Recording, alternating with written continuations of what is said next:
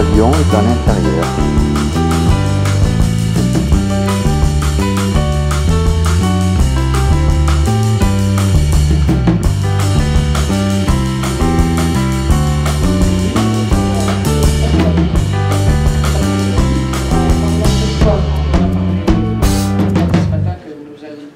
Cet après-midi, des avions qui volent.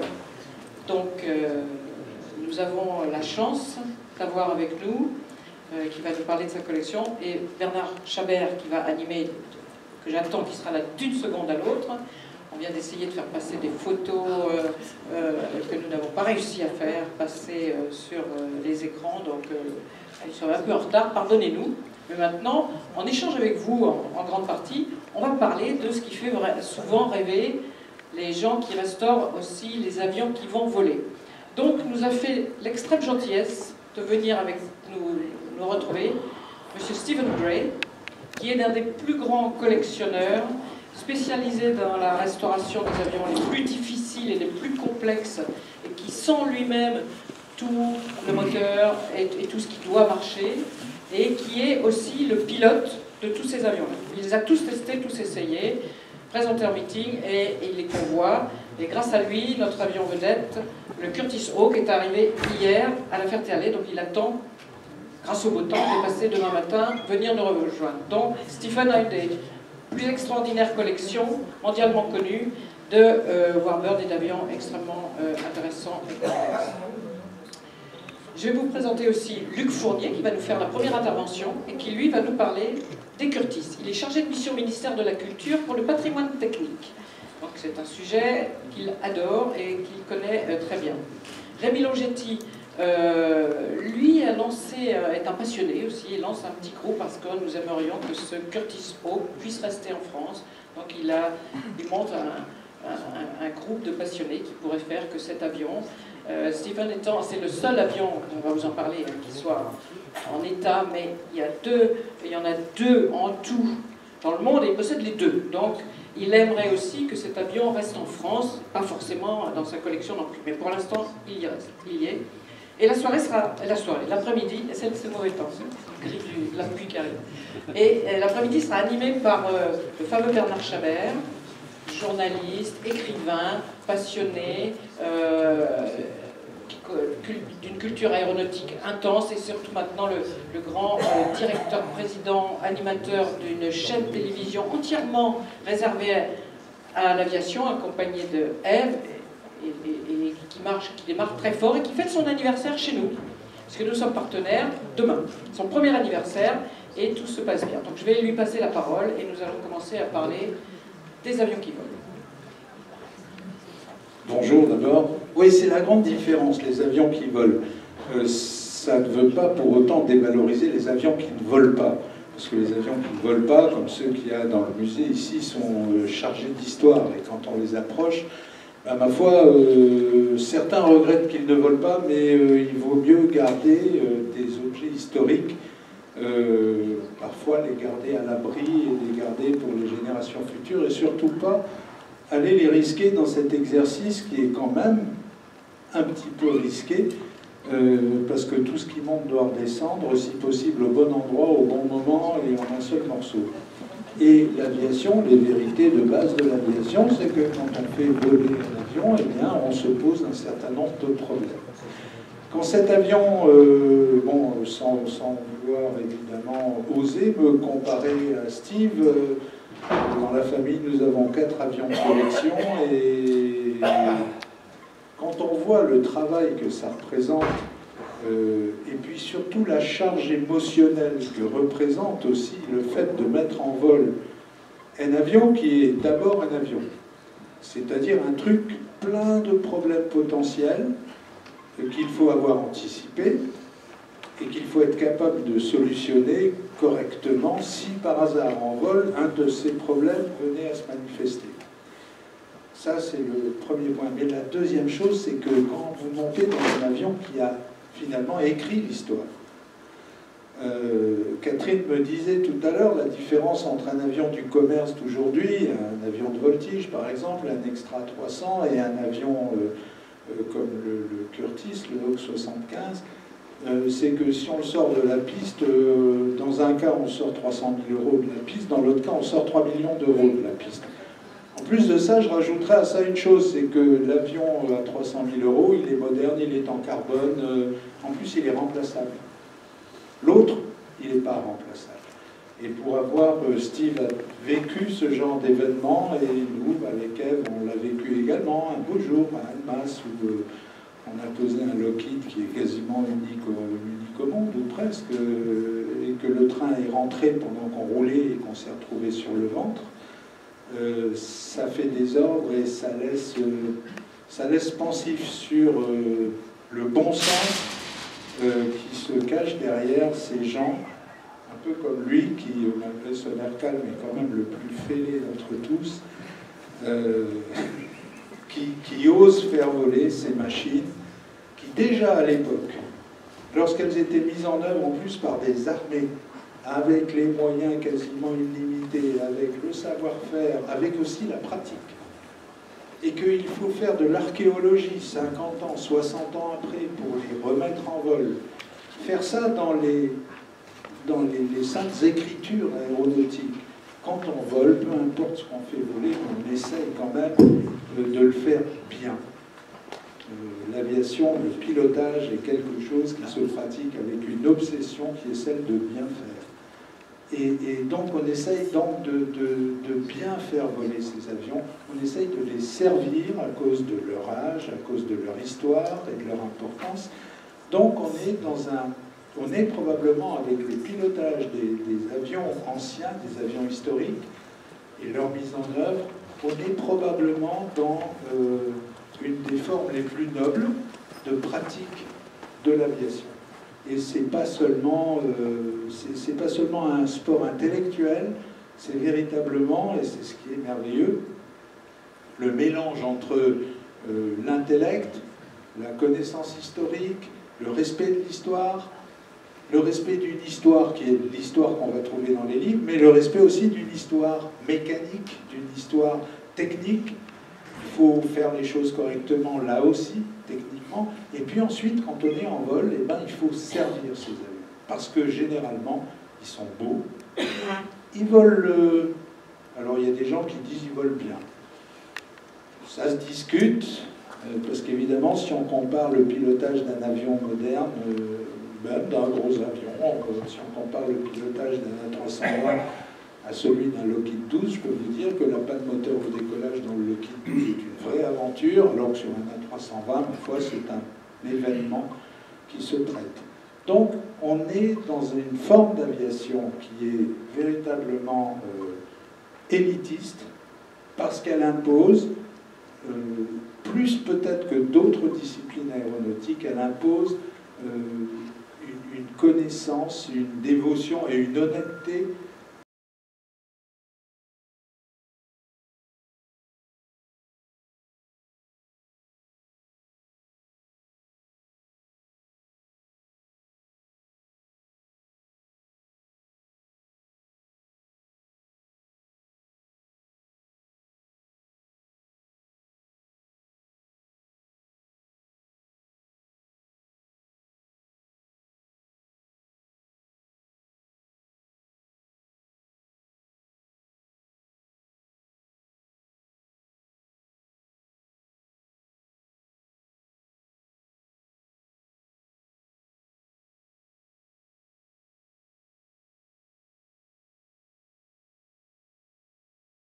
Curtis 75, dans lequel l'an dernier, moi j'avais passé 45 minutes à l'intérieur du cockpit en me disant bah, qu'est-ce que ça doit faire. Bon, j'en ai une vague idée, mais c'est un avion qui est tellement riche d'histoire, surtout celui-là, que donc maintenant il va quand même falloir qu'on fasse connaissance et que ce soit un vrai historien qui vous en parle. Luc.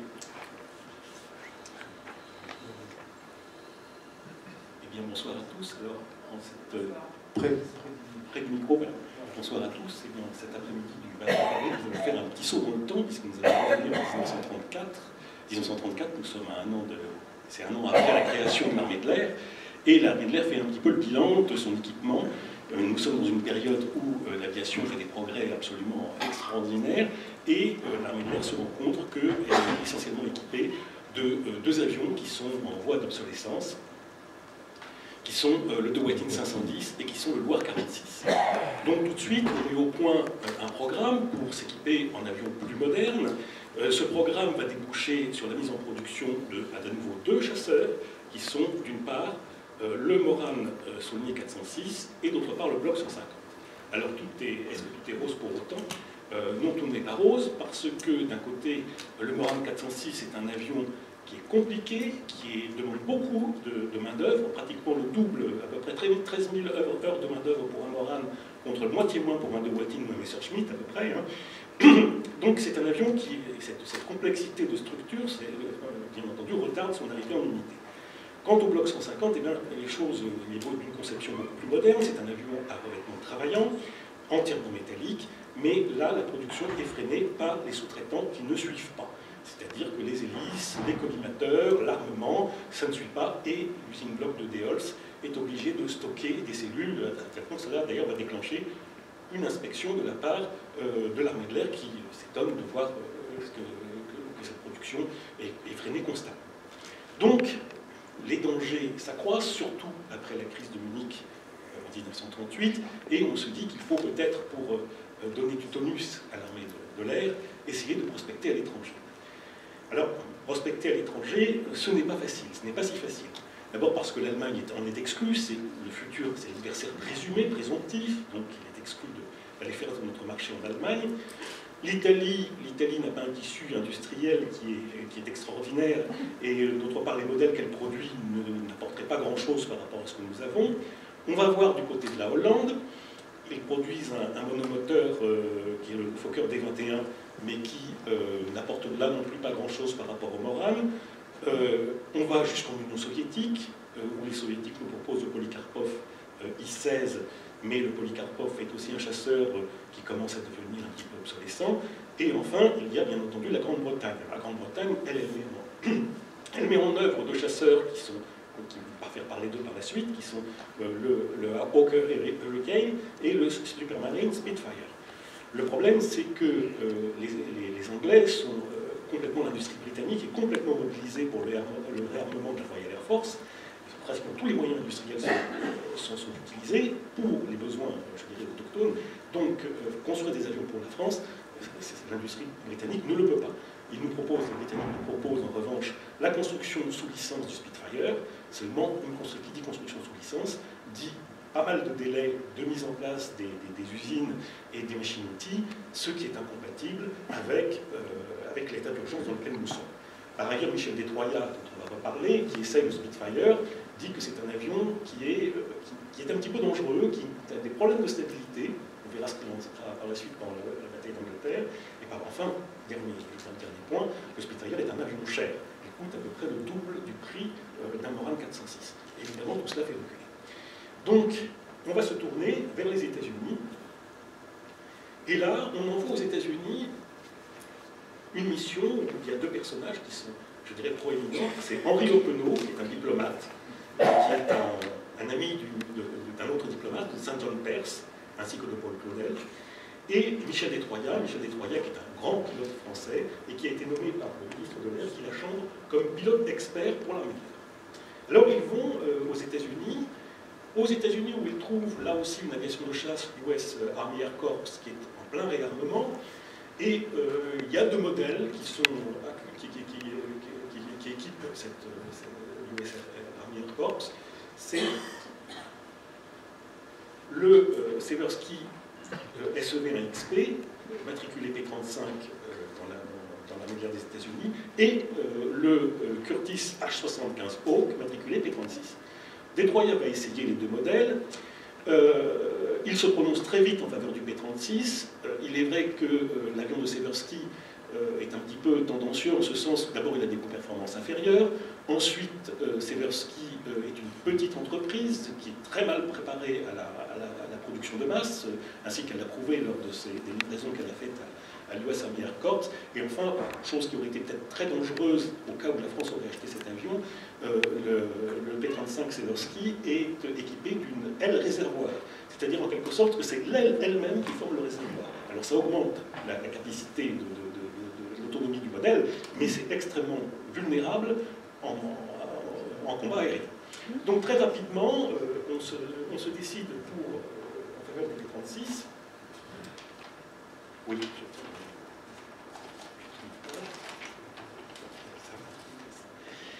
Et on contacte à ce moment-là la firme Curtiss pour savoir quelles seraient ses conditions. Là encore, les choses ne sont pas faciles du tout. D'abord parce que, là aussi, c'est cher. C'est pratiquement le prix du Spitfire, un petit peu moins. Hein, ça coûte 164 000 $ l'unité, soit 2,4 millions de l'époque, 2,4 millions de francs. Ensuite, Curtiss ajuste les moyens pour réarmer l'US Army Air Corps. Et il va falloir, ils disent d'accord, mais il va falloir acheter des machines-outils, que le Trésor français achète des machines-outils pour renforcer le potentiel industriel de Curtiss. Ce qui sera fait, ça va être donc, Curtiss va augmenter la production de ses usines grâce à des machines-outils qui vont être directement financées par le Trésor français. Enfin, il y a aussi le coût du transport. À partir du moment où on commande des avions aux États-Unis, c'est à la France de les prendre.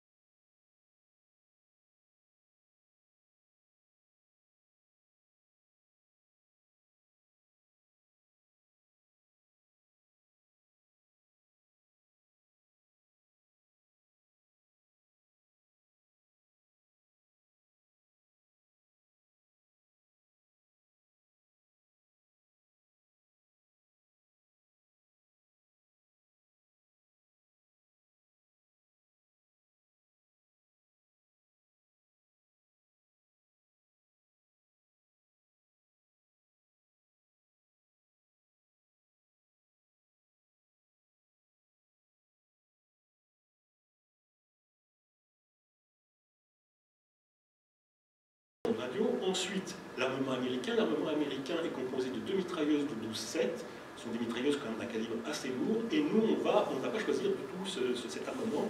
On va choisir des mitrailleuses Browning qui sont construites en Belgique et qui ont un calibre de 7 mm. Ils sont ensuite à Herstal, en Belgique. On va équiper nos avions de 4 puis 6 mitrailleuses de 7,5. Alors, ce n'est pas forcément un bon choix, parce que le nombre des armes, c'est surtout le calibre qui compte. Le problème, c'est que, et ça sera un des gros défauts du H-75, et c'est ce que les pilotes diront, c'est que l'armement n'est pas assez puissant pour pouvoir détruire d'un seul coup un adversaire. Il faut opérer en plusieurs passes. Il faut opérer en plusieurs passes, ou alors se rapprocher terriblement beaucoup de l'avion ennemi et s'exposer, bien entendu, pour un bombardier au feu de son tir. Les collimateurs, également, sont des collimateurs français. Il y en a deux qui seront utilisés, le Weilemer GH38 et celui qui sera considéré le meilleur, que l'on voit donc sur la photo, qui est le OPL, optique de précision de Levallois, modèle RX39, que l'on surnomme le temple grec, ou également la lanterne. C'est vrai qu'il a un profil assez amusant. Alors, ce qui va marquer d'ailleurs les pilotes français lorsqu'ils vont rentrer à bord des cockpits du H-75, c'est la grande ergonomie des instruments. C'est disposé d'une manière qu'on ne voit pas sur les appareils français. Les pilotes anglais auront exactement la même réflexion. C'est cette espèce de grand souci d'ergonomie, de clarté et de facilité, donc qui facilite énormément le pilotage de ce type d'avion. Enfin, le manche est monté à la française, c'est-à-dire qu'on augmente le régime du moteur en tirant le manche vers soi et non pas en le poussant. Et ensuite, le siège également est modifié pour pouvoir permettre l'emport du parachute français type Le Mercier. Donc ce sont des modifications plus ou moins fondamentales, qui sont surtout fondamentales dans l'armement d'ailleurs, il faut le dire, qui vont différencier les Curtiss américains des Curtiss français. Alors, lorsque les pilotes français prennent connaissance, voilà, donc le moteur, un des facteurs de réussite du Curtiss, c'est également son moteur en double étoile Pratt & Whitney R1830, qui est réputé d'une fiabilité assez extraordinaire. C'est un moteur en double étoile et qui sera remarqué, qui est certainement, je dirais, beaucoup plus fiable que les firmes françaises comme Gnomérone peuvent offrir à l'époque. Le Gnomérone, je le rappelle, équipe la série des Block 150. Donc voici les pilotes français le 14 juillet 1939 avec leur nouvelle monture qui s'apprête à défiler au-dessus des Champs-Élysées. Donc ce que les pilotes français vont constater, comme je l'ai dit, c'est d'abord la grande facilité de pilotage, une grande facilité de ce moteur Pratt & Whitney qui offre 900 chevaux avec une possibilité de sur-régime à 1050 chevaux, une cellule entièrement métallique qui a la réputation de très bien encaisser les coups en combat, les dégâts de combat, et même le pilote qui bénéficie d'un siège blindé. Ça n'a l'air de rien comme cela, mais il faut savoir que les Morane 406 ont été livrés sans blindage à leur siège, et qu'il a fallu opérer la modification en pleine drôle de guerre, alors que les avions n'étaient pas trop occupés, mais évidemment cela a alourdi le chasseur Morane, qui n'était déjà pas réputé pour ses performances extraordinaires. Alors une très bonne indication nous est donnée par une évaluation que font les pilotes anglais, que forme la RAF, en décembre 1939 au centre de post Countdown. Et les Anglais notent d'abord, donc ils signalent tout d'abord la remarquable ergonomie du poste de pilotage, une très bonne stabilité avec des qualités manœuvrières remarquables, y compris à grande vitesse. En combat tournoyant simulé, le Curtiss 75 est supérieur au Spitfire 1.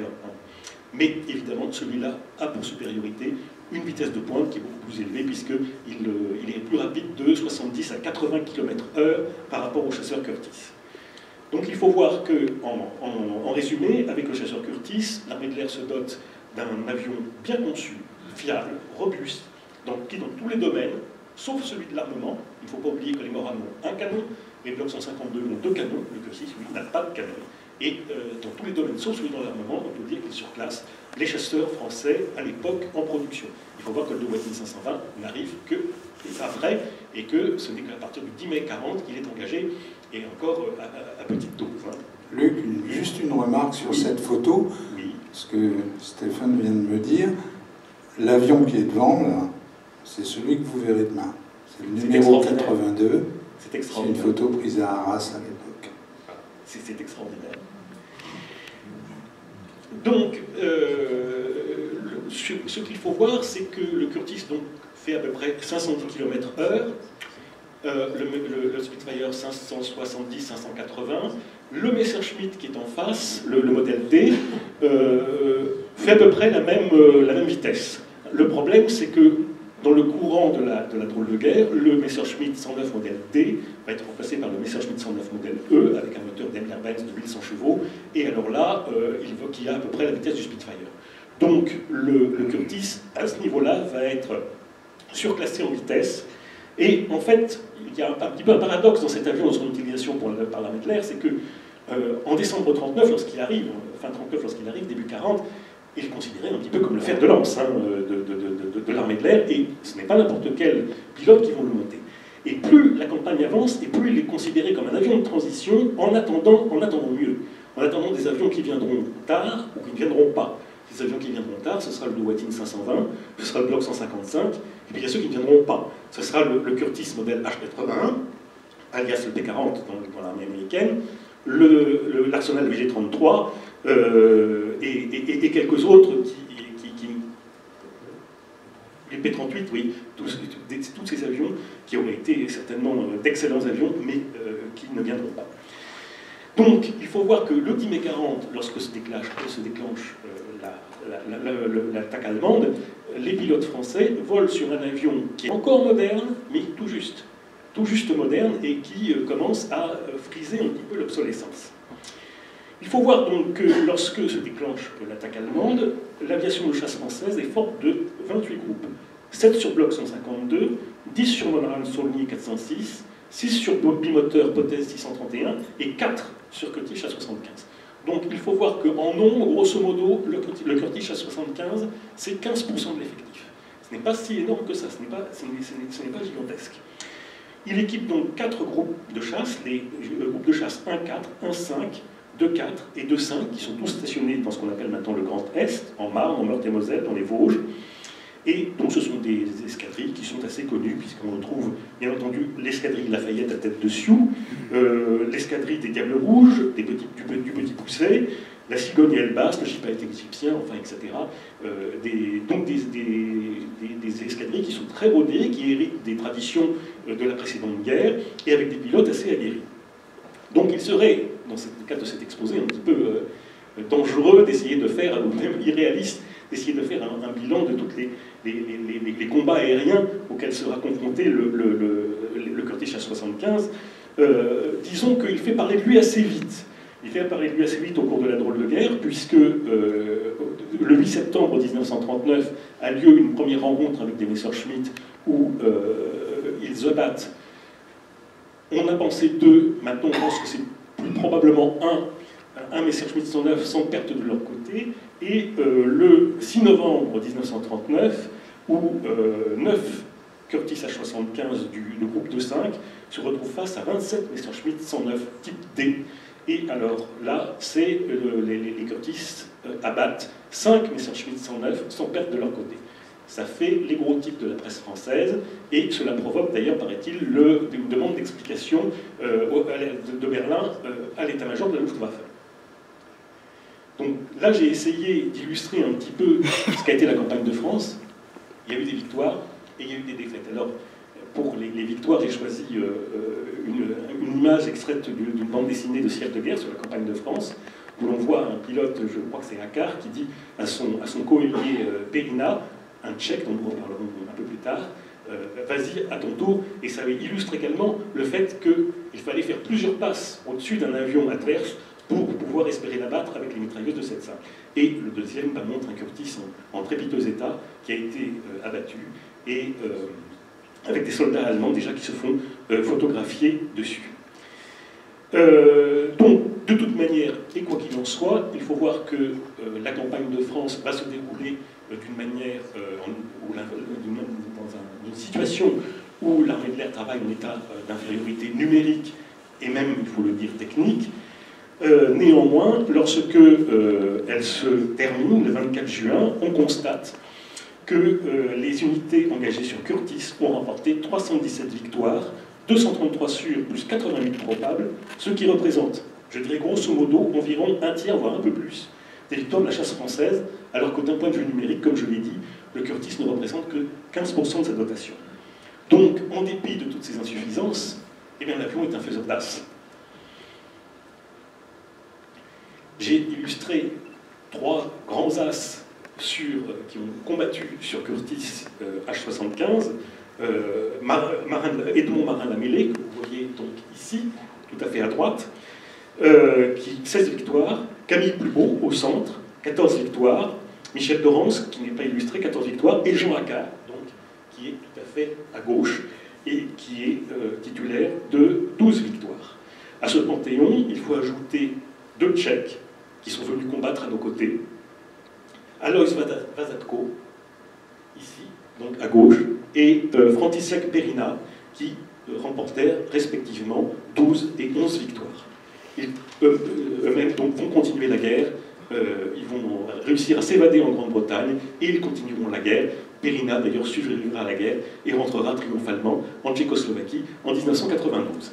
Donc il fallait, je pense qu'il était important de citer ses frères d'armes. Alors ce qu'il faut voir également, c'est que ces victoires vont être payées à prix fort, à peu près 100 Curtiss vont être perdus, pas tous en combat aérien, parfois simplement abandonnés sur un terrain alors qu'on décroche et qu'ils sont en état ils ne sont pas en état de vol, et également sous les bombes des bombardiers allemands, puisque la Luftwaffe essaiera au maximum de neutraliser les terrains de l'aviation française. Alors ensuite, après la campagne de France, alors ensuite, la carrière, je dirais, se fait plus discrète, mais néanmoins, il faut en parler, parce que le Curtis, la vie du Curtis continue. L'armistice ne met pas fin à sa carrière. Mais il faut noter toutefois que cette fin de carrière va générer un petit peu un déficit de notoriété de cet avion, qui est un petit peu étonnant, parce que c'est un peu l'avion des As de la campagne de 40. Mais on va un petit peu l'oublier. Alors pourquoi? On va essayer d'analyser la chose. À la fin de l'année 1940, la plupart des Curtis survivants, soit 186 exemplaires, ils se trouvent en Afrique du Nord et en Afrique occidentale française, où ils vont tenter de défendre la neutralité officielle du gouvernement de Vichy. Alors, pour prendre deux exemples, ce sont des Curtis H-75 du GC-25 qui vont intervenir de manière tardive parce qu'ils sont en pleine démobilisation au moment de l'attaque de la flotte britannique sur Messaline-Kébir le 3 juillet 1940. Les 23-25 septembre 1940, ce sont les Curtis du GC du groupe de chasse 1-4 qui sont basés à Dakar-Ouakam, qui s'opposent au débarquement des forces françaises libres à Dakar. Donc j'ai voulu illustrer ici la carrière un petit peu du Curtis A-75 sous Vichy. Alors la photo de gauche nous montre des Curtis de l'escadrille de Dakar en train de survoler le Richelieu. C'est littéralement une image de propagande pour le gouvernement de Vichy qui voulait montrer par là que la France, en dépit du fait qu'elle ait été vaincue, elle avait toujours une marine, une aviation qui était prête à défendre l'Empire, etc. Et puis, je dirais qu'il y a aussi la carrière, le quotidien des pilotes qui ne volent pas beaucoup, d'ailleurs, puisque les commissions d'armistice empêchent, je dirais, un plein emploi des escadrilles. Cette carrière du Curtis va surtout consister en patrouille, essentiellement en patrouille au large des côtes d'Afrique, afin d'intercepter des avions intrus qui se seraient faufilés au-dessus du ciel de ces possessions françaises. Donc, pour cela, donc, on peut le dire que la carrière du Curtis se passe essentiellement sous les couleurs de Vichy. Il va y en avoir qu'un seul qui va s'évader au mois de février 1941, le sergent Marcel Milan, qui rejoindra les forces françaises libres sur son Curtis H-75, et il quittera l'escadrille autonome de Thiès au Sénégal pour rejoindre la Gambie britannique, et il sera affecté ensuite au groupe Alsace des forces aériennes françaises libres, pour pas longtemps, parce que Marcel Milan va se tuer sur P-40 en effectuant un convoyage de P-40 entre Khartoum et Le Caire.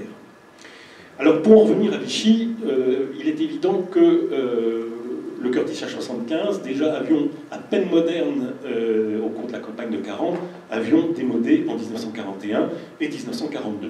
En plus, c'est un avion américain, il n'est plus fabriqué, les rechanges sont donc difficiles à faire, il faut cannibaliser des avions pour arriver à en maintenir quelques-uns en service.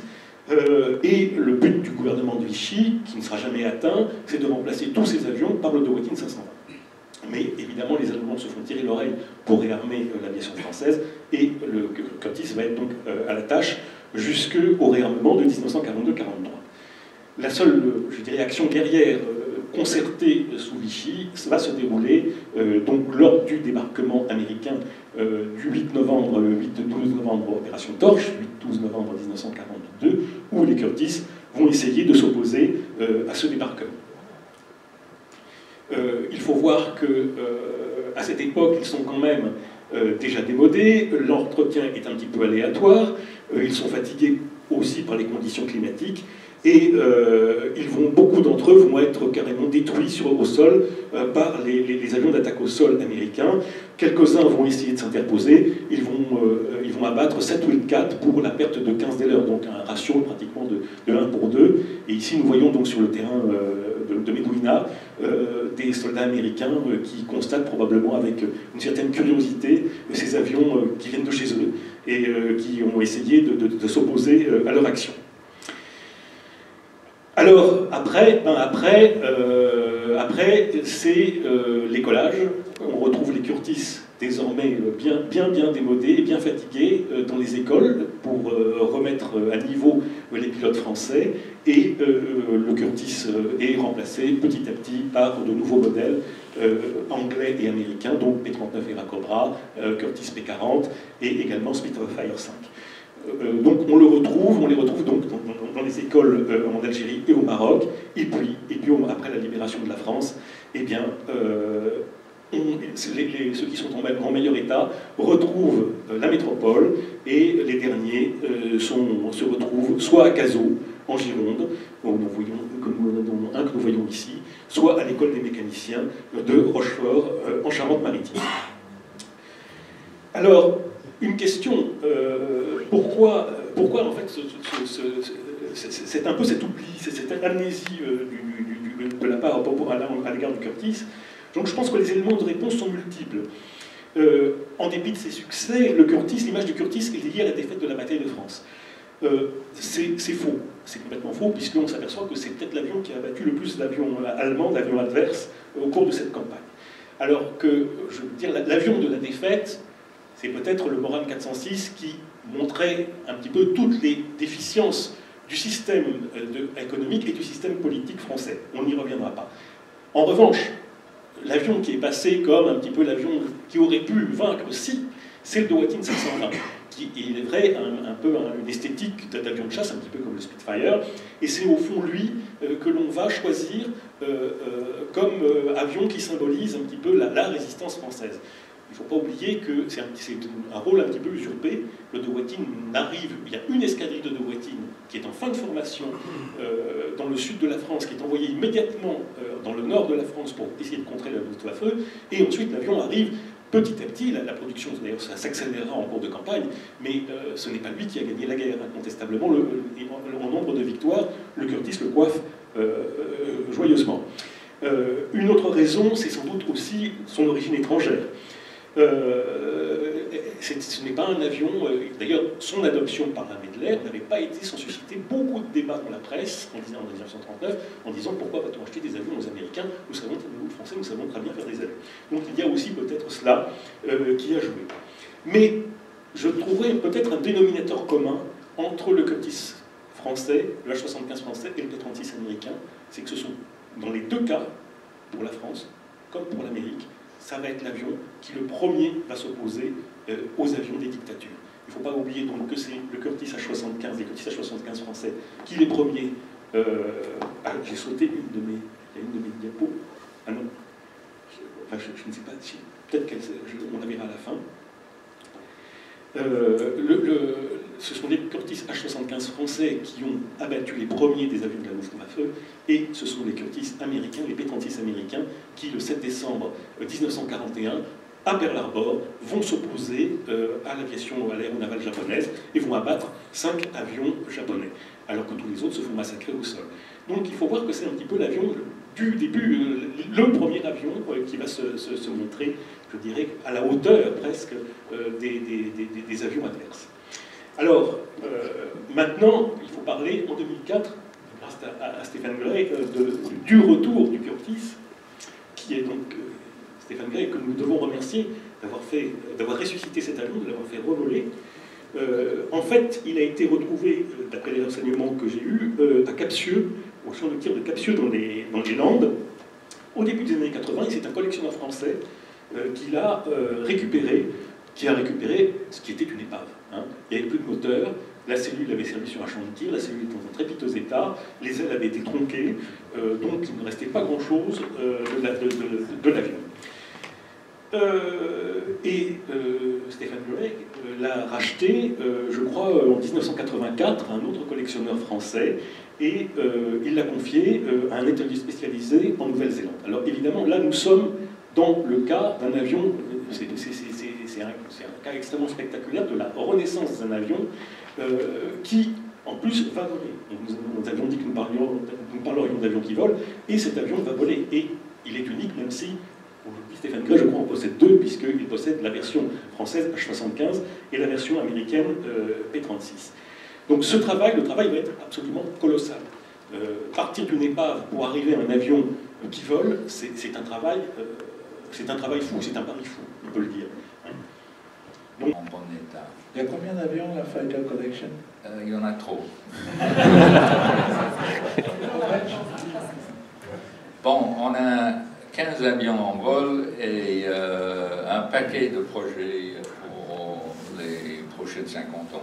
15 avions, c'est à peu près l'équivalent d'une unité de combat. Exactement. Et c'est du combat. C'est du combat. Jour après jour. Bon, de cette expérience avec cet avion-là, qui est le père d'une série de Curtiss avec le même cellule L conception générale, nous avons cherché partout dans le monde pour avoir l'équipe. Et on a des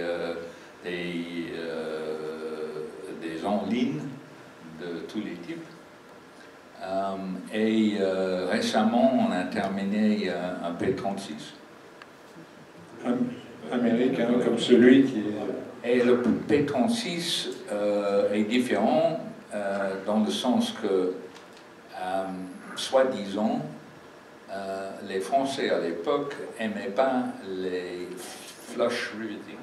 Oui, les rivets à tête noyée. Et on a dû trouver les formes les rivets champignons exacts pour faire le 75. Et la différence en structure, c'est que le flush est plus fort. Mais c'est pour l'historique. La seule chose qui n'est pas dans le Hawk 75, et je dois dire que les pilotes français de l'époque doivent avoir les yeux far apart, parce que le viseur français était un baraque comme quoi il faut voir en arrière. Mais c'est la seule chose qui est pas d'origine et qui n'est pas dans l'avion. Je conseille dans le futur que personne vole avec ça. La différence sur le français, il y avait la manette de gaz à la française montée à l'envers. Oui, là on a aussi fait une modification, mais tu peux avoir si vous voulez. Plus personne aujourd'hui. Pour ceux qui ne seraient pas au courant, la méthode française à l'époque consistait à avoir une manette des gaz sur le côté, donc pour piloter le moteur ou pour monter la puissance, pour mettre les gaz en France, il fallait tirer. Dans le reste du monde, il fallait pousser. Aujourd'hui, il y avait une expression en France, la manette dans la poche. Je pense, ça voulait dire. Je pense que l'industrie aéronautique ne veut pas, à l'époque, copier les marines qui faisaient dans le bon sens. Donc là, la manette a été modifiée pour que les pilotes anglais n'aillent pas faire des bêtises en tirant sur une manette au lieu de la pousser. Comment ils volent? Je dois dire que c'est un avion qui a un énorme caractère. Il est pas le plus facile à voler, mais quand même, quand il vole, c'est un chasseur de grande noblesse. Il est court, c'est-à-dire il est instable, et c'est l'instabilité qui donne son caractère. Il tourne très bien, on peut le garder stable en finesse. Il est très sûr dans toute manœuvre. Je n'ai pas trouvé un seul manœuvre où il n'est pas confond. C'est pas comme un Spitfire, par exemple. Le Spitfire, au moment je parle de la même époque, les premiers Spitfire, Spit 5 par exemple, l'aile vole quand le décrochage est en arrière. Cet avion, il décroche complet. Il y a bonne visibilité, il y a assez de place pour faire toutes les manœuvres d'un pilote. Il a un aile super sûr Et la seule chose qu'on peut dire, c'est qu'il n'est pas aussi rapide que certains chasseurs de la même époque qui avaient un moteur en ligne. Mais hors de ça, c'est très robuste, c'est un avion très fiable. J'ai parlé plutôt du moteur où il y avait un petit problème et il a décidé de modifier le type. Après 20 heures, je suis présenté cet avion à La Ferté et en décollage, plein de fuel, bagages et tutti quanti, et à 7 ou 8 nautiques du terrain, à 1500 pieds, le moteur a pété. Et il ne faut pas toucher les moteurs. Il ne faut pas toucher les moteurs. Le Bill, on ne connaît pas toute l'historique là-dessus. Il y a la période de transition dans la guerre, où on ne connaît pas. Peut-être il a descendu les Spitfire, je ne sais pas. Au large de l'Afrique, au large du Sénégal, qui venait de Gambie, bon, il y a eu des incidents comme ça, regrettables. Il y a en novembre 1942, à Casablanca, l'opération Torch, les Curtis, c'est d'ailleurs un roman qui reste à écrire, enfin pas un roman, mais un livre. Les Curtis 75 du Lafayette sont allés combattre les Wildcats de la marine américaine, et le 82 était à Casablanca à cette époque-là, peut-être. On ne sait pas trop. Je dois dire si par hasard, si par hasard nous sommes en 1939 et il y a un Spit 1 ou ça, je sais que ça c'est mieux. Il le sait, ayant les deux. Oui, bon, c'est un Spit 1. Oui. Le moment que vous traversez le grand moteur et le tripale et le quadpale. Le Spit 5 par rapport. Le Spit 5, il est en avance. Je parle de 1. Oui. Spit 1, le tout premier avec. Oui, il a un moteur de 1000 chevaux et il a un hélice qui est faible. Le cellule, c'est bon, mais il n'a pas ce caractère-là.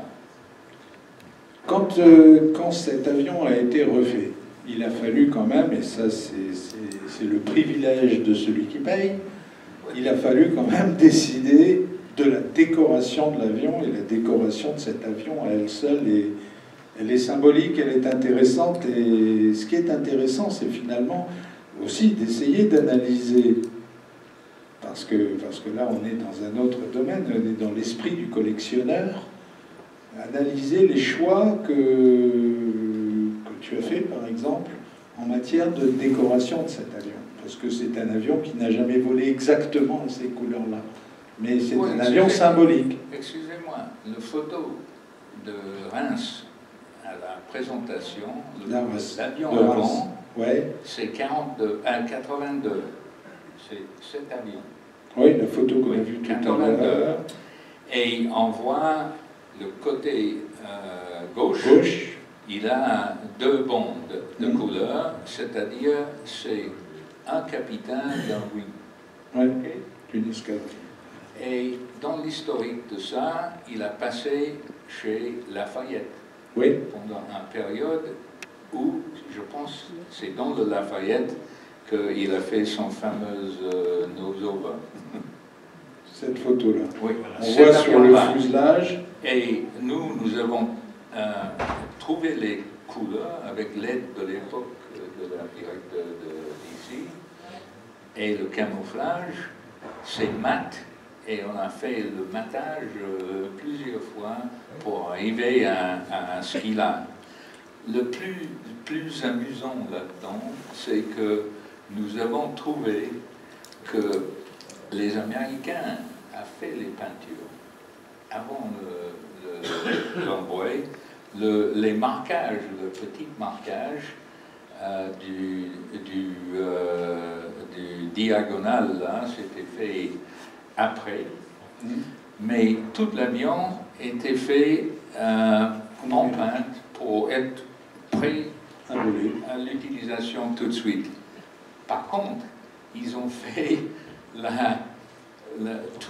tous les signaux que les Américains aiment de faire sur un avion, ils ont fait une translation de la 36 en français. Nous, on a fait ça. Et c'est amusant de voir un Français qui dit « mais ces Anglais, ils ne savent pas. Ils savent pas parler français. Anglais. » Ouais. D'ailleurs, dans le cockpit, il y a des éléments de l'avion qui sont des éléments marqués en français. Les pédales sont marquées en français. Il y a beaucoup de choses qui sont en français. Messieurs les historiens, à notre connaissance, c'est le seul avion qui est combattu pendant la dernière guerre sous couleur française et qui soit encore en existence, enfin en vol aujourd'hui. Je crois que... Qu'est-ce qui vole encore aujourd'hui, qui a combattu pendant la dernière guerre? Je crois qu'il y a un Morane 406, mais qui n'est pas un Morane français, qui est un Morane suisse, en effet, avec le moteur Saurer de 1200 chevaux, de 1200 chevaux. Mais donc ce n'est pas, c'est un Morane remis aux couleurs françaises, mais qui ne correspond pas du tout, qui est beaucoup plus éloigné que le P-36 ne l'est, que le H-75 ne l'est du P-36. De Wettin 520, il n'y en a plus en vol depuis que celui du commandant Vov s'est craché en 1987. Donc je pense que ça doit être aujourd'hui. Bah, ça doit être le dernier, franchement. On a fait régulièrement les patrouilles ensemble. Donc on peut réellement employer le terme de monument historique. Donc maintenant on pourrait aussi commencer à penser aux... ayant un P-36, un Hawk 75 et étant quand même relativement francophile, ça on peut dire deux mots là-dessus puisque Steve habite en France et que déjà la démarche de la part d'un citoyen britannique sur un avion qui finalement, après tout c'est vrai que tout le monde a un Spitfire, hein. Aujourd'hui c'est plus très original, hein. Un Hurricane c'est un peu plus rare. Bon, il y a combien de Hurricanes? Spit, il y en a combien en Angleterre? En Angleterre, on doit avoir 30. On doit avoir 15 originales et peut-être un autre 15 qui sont les répliques. On va dire Hurricane, il y en a 7-8. Oui, Hurricane, il y en a peut-être 8. Et en France, combien d'avions dans les collections françaises de cette époque? 0. De la guerre? Ouais. Non. Je ne connais pas.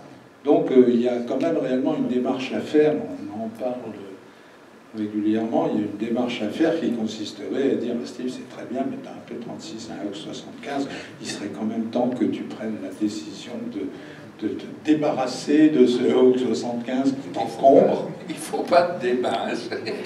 Non, mais ça, c'est le businessman qui parle. Stephen Gray appartient à une famille anglaise qui a inventé le mot business, donc vraiment ça.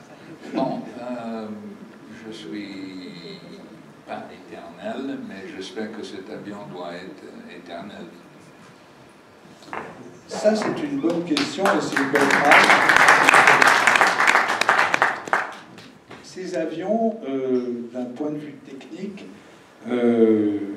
quand on travaille sur les avions de cette époque, comme tout à l'heure, Steve a dit quelque chose de très intéressant sur les matériaux.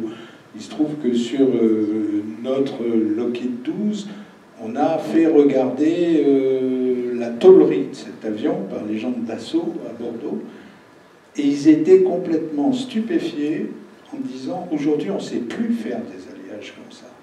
Des alliages qui quasiment sont, bon, peut-être pas éternels parce que rien ne l'est, le soleil finira par exploser, mais c'est tout de même ces avions, les matériaux dont ils étaient faits à cette époque-là, ont une durée de vie.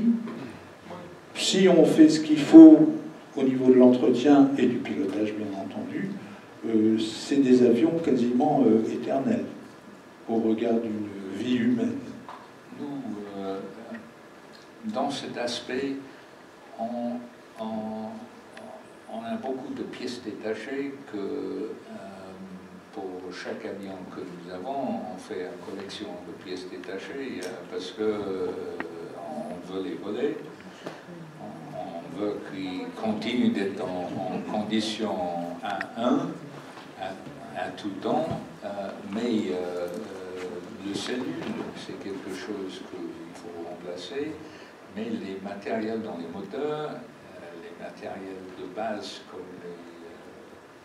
le train et des choses comme ça, il faut avoir en stock. Et un oiseau rare comme ça, il faut regarder si on peut continuer, et si on ne peut pas continuer, et ça reste le seul, il y a une journée où vous passez le main à un musée comme ça, où vous ne trouvez pas les pilotages. Mon vue, c'est que c'était fait par un homme avant, c'était l'équivalent d'un Mirage X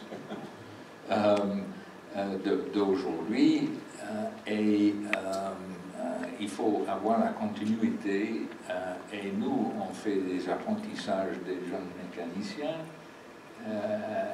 dans les mains des anciens mécaniciens. On fait la même chose avec les pilotages, on a des jeunes pilotes qui veulent ça. Demain, c'est un ex-pilote Mirage, nous avons formé nous-mêmes, et il a beaucoup de talent, il ne cherche pas d'y aller vite, et il a beaucoup de respect pour ce style d'aviation. Et pour moi, c'est un grand plaisir de voir un jeune ex-militaire français voler un avion qui a fait beaucoup pour la France. Justement, on peut parler un peu du pilotage de ces avions. Il y a des tas de gens qui considèrent que ça, c'est des machines à ego, il y a pas mal de gens d'ailleurs qui ne pilotent pas et qui se méfient un peu des pilotes. Gravite autour de l'Aéroclub de France à travers la Commission du patrimoine. Et quel ne fut pas mon étonnement lorsque j'ai appris que M. Stéphane Gray décida de céder son avion, et prioritairement à un Français. Ça m'a beaucoup touché et je voulais absolument intervenir de mon mieux s'il n'y avait pas d'acquéreur marqué. Alors j'ai décidé de le contacter individuellement, et à travers la Fighter Collection, il m'a répondu très rapidement et nous avons entamé quelques discussions. On a établi un plan qui n'a pas abouti, et ensuite à la Commission du patrimoine, je lui ai proposé qu'on en parlât, et ce fut un enthousiasme quasi unanime. Et maintenant, on est à la recherche de pistes, d'arrangements à travers un classement possible, à travers des investisseurs. Donc si parmi vous, il y a quelques investisseurs pour nous aider, n'hésitez pas à participer. En tout cas, j'en ai parlé à Bernard Chabert pour éventuellement donner un peu plus de puissance à ce groupe destiné à essayer de ramener cet avion en France. Et on doit se retrouver. On peut parler de ce qui fâche, justement, parce que ce genre c'est pas un hobby, c'est beaucoup plus que ça. Ça coûte quand même des sous. Bon, ballpark. Le coût d'un avion comme ça peut être estimé à combien? Moi, je sais, je n'ai pas calculé tout. Mon temps, mes voyages, mais aujourd'hui, ça doit être dans les quelques millions de dollars. Mais moi, je pense qu'il est le même prix que quelque chose d'autre qui n'a pas nécessairement le background de cet avion. D'ailleurs, on peut comparer avec un autre domaine qui est celui de l'automobile. Tout à l'heure, on parlait d'une Ferrari avec Steve qui s'intéresse aussi aux voitures anciennes. Une Ferrari qui était arrivée, mais complète, un package, à combien? 22 millions de dollars? 22 millions de livres, excusez-moi. Bon, et... Une transaction privée, pas sur une auction avec beaucoup d'émotion. C'est pas moi qui ai acheté, je vous assure. On ne répétera pas. Donc, ce qu'il y a, c'est que, bon, c'est vrai qu'a priori, ça représente beaucoup d'argent, mais est-ce qu'on peut dire que c'est de l'argent bien investi?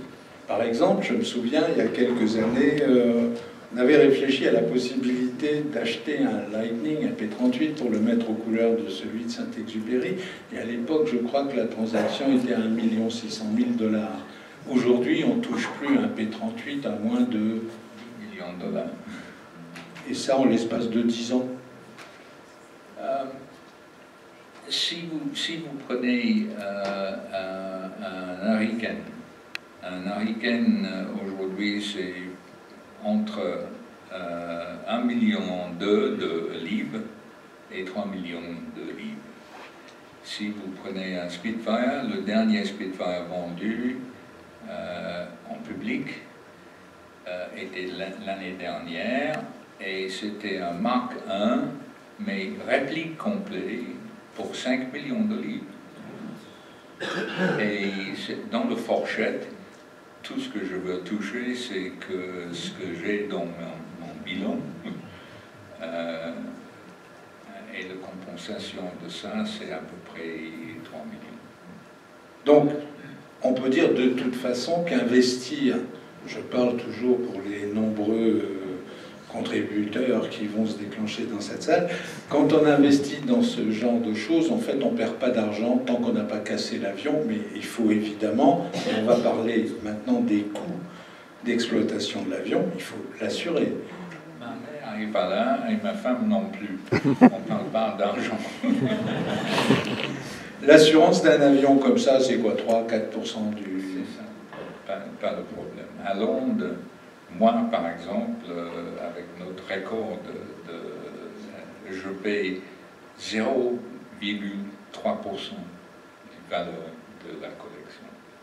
Vous comprenez pourquoi il y a de plus en plus de Français qui partent à Londres? Parce qu'ici, on paye, pour un avion de collection, on paye quand même 3% grosso modo de la valeur coque. Il faut que je fasse une introduction. Merci. Bon, ben...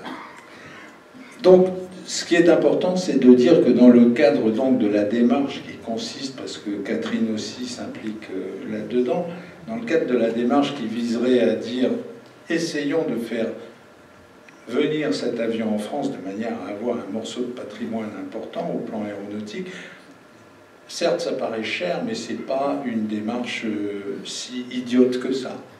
C'est un TBM. L'autre jour, on était à Tarbes, chez Air Socata, et ils nous présentaient le nouveau TBM, le 900, et ils en sont à 700 et quelques exemplaires vendus dans le monde. Donc, c'est vrai que c'est le prix d'un TBM, et que finalement, au bilan, évidemment, ça ne sert pas à la même chose, mais... c'est pas de l'argent pour moi, c'est très émotionnel. C'est... de mettre ça en vol. J'ai eu beaucoup de plaisir de faire ça. Il est presque 15 ans en air. Je l'ai fait beaucoup d'expériences avec cet avion et des autres, mais comme c'est le seul, et comme pour la plupart, notre collection est pleine d'avions avec un historique. Et c'est l'historique qui est important. Et le passage de main doit être, de mon avis, avec une organisation française ou un individu français ou une institution française. Et pour moi, si c'est un de mes derniers plaisirs pour cet avion, je vole cet avion en France avec plaisir. J'ai passé le main en display, mais je vole encore. Et j'espère que je vole cet avion assez long de voir un final atterrissage en France.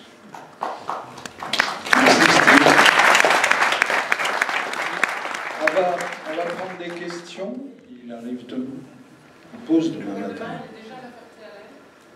Et il est déjà arrivé de Et il attend, on croise les doigts pour que la poisse qui nous suit pour les patates au carrefour de l'air, je laisse passer. Et les autorités ont pas accepté que son adjoint, Suite 5, qui a un historique fabuleux, vole pas avec. Pourquoi? Ah bon? Ok, bon.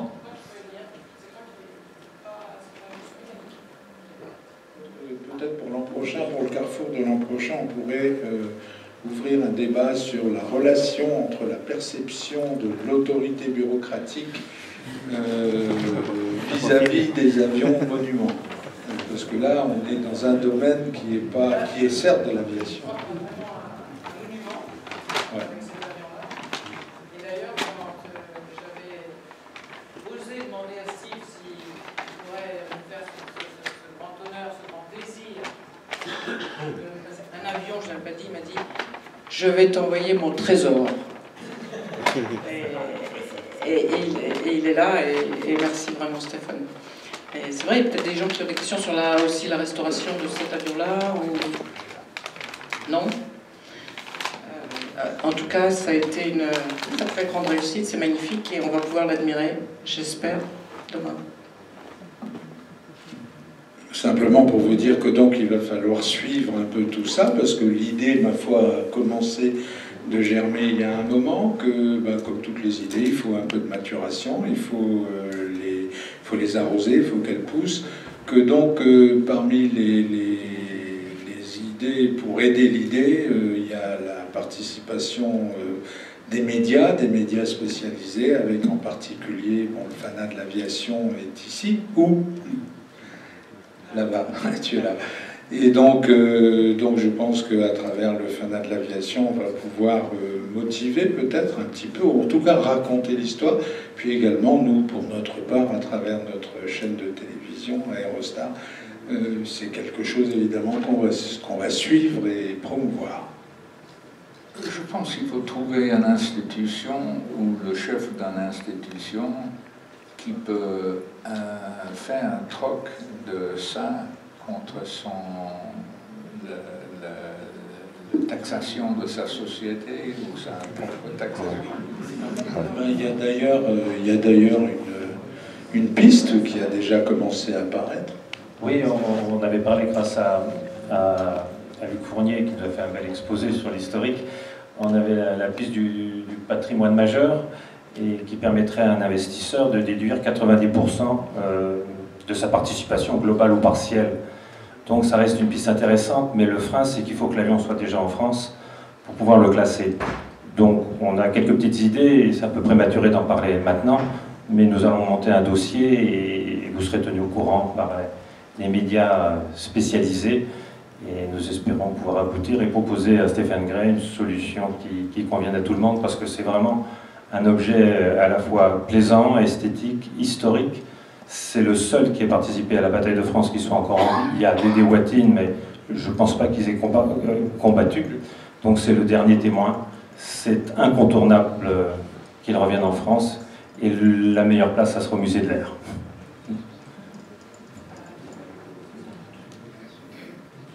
Enfin, en tout cas, un terrain où il pourra voler régulièrement, tranquillement, et sans que le poids de la paperasse ne dépasse celui de l'avion.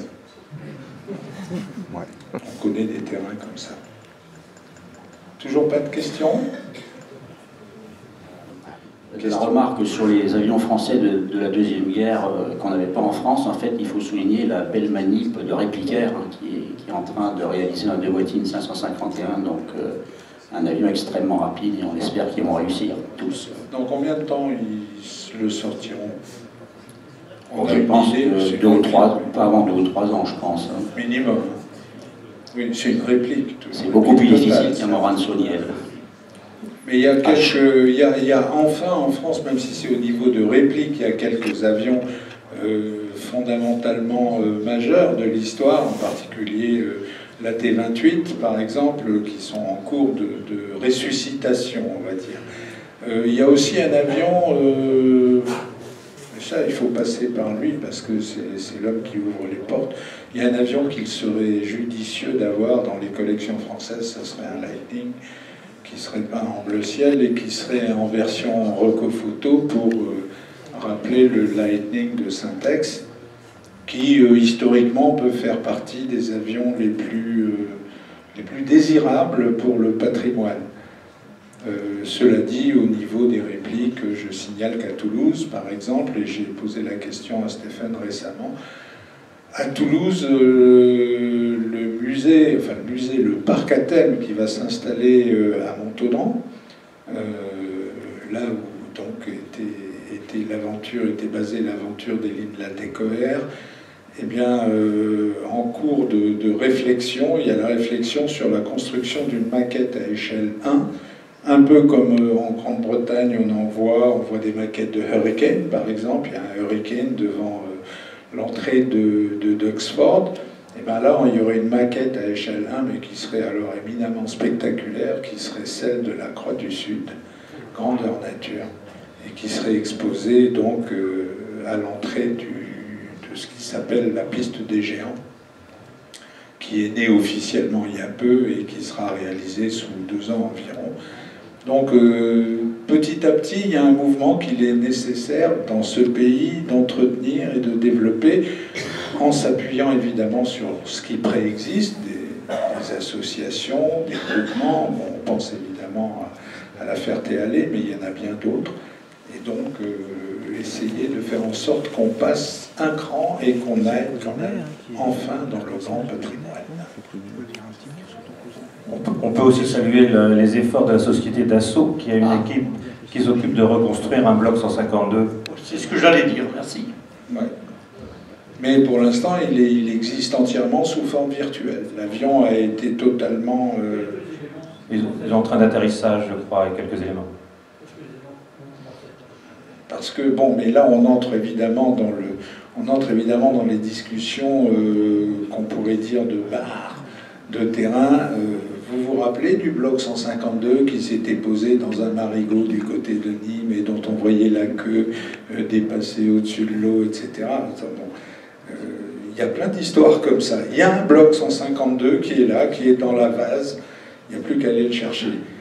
Où il est exactement, on ne sait pas. Puis mais c'est là que des gens comme Stéphane peuvent être, comme ils sont un peu français, peut être d'un grand conseil, parce qu'aller chercher des avions au fin fond de la steppe russe ou n'importe où dans le monde, il l'a fait déjà. Donc il y a tout ce côté aventure qui est aussi extraordinaire et qu'il faut intégrer à ces aventures. Madame la Présidente et Madame la Directrice, vous aurez le mot de la fin. Donc c'était juste une question, on a vu que l'entretien, le suivi, enfin les pièces, tout ça, d'avions de collection comme ceux de la Fighter Collection était assez lourd, et je me demandais combien d'heures par an on pouvait faire ce type d'appareil. Combien d'heures de vol par an on peut faire sur ces... en moyenne? Excusez-moi. Chez nous, le moyenne de vol que nous faisons, parce qu'on fait des petits entraînements, 20 minutes, des choses comme ça. Chaque année, on fait, ça dépend de saison, 10 heures à 15 heures par avion. Et dans ces 10 heures ou 15 heures de l'avion, il faut faire le respect de la maintenance qui est fait exactement comme il a fait 500 heures. Chaque année, on vole quand le météo est bon, on ne vole pas quand le météo est mauvais, on ne vole pas pour le plaisir de voler, on vole pour le plaisir d'avoir cet avion en bon état et présenter à les fans de temps en temps. Et avec respect pour l'âge de l'avion et le longue vue de ces avions. Et L'année dernière, par exemple, on a fait dans toute la France. Et moi, j'ai retenu 2 mots qui relient toute la journée et qui m'ont frappé particulièrement, sur lesquels Stephen est revenu régulièrement, parce qu'on a parlé de tas de choses, des difficultés, des prix, tout ça. Mais il y a 2 mots qui m'ont frappé